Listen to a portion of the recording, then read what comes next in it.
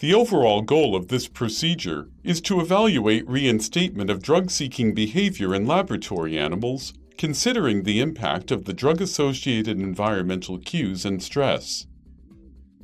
This method can help answer key questions in the drug addiction field, such as the role of different environmental manipulation that can modulate relapse into drug seeking.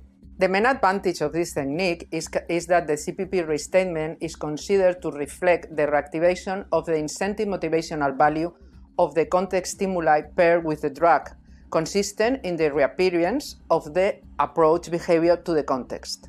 The implications of this technique extend toward the etiology of drug relapse, because it is a useful and sensitive way to assess different environmental manipulations, which are the main triggers of human relapse.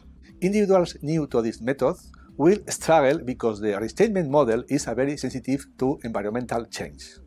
Room and vivarium conditions should stay constant during the procedure, especially with mates of the opposite sex, noises or light conditions.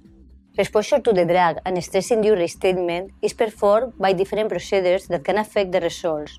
Especially for this reason, it is important to show social defeat as a determining factor of restatement.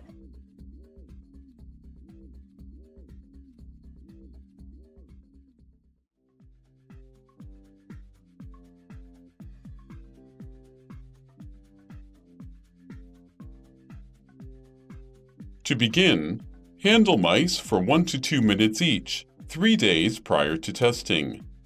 Set up identical boxes, testing room, and cocaine solution as directed in the written protocol. Every day, bring the mice to the testing room.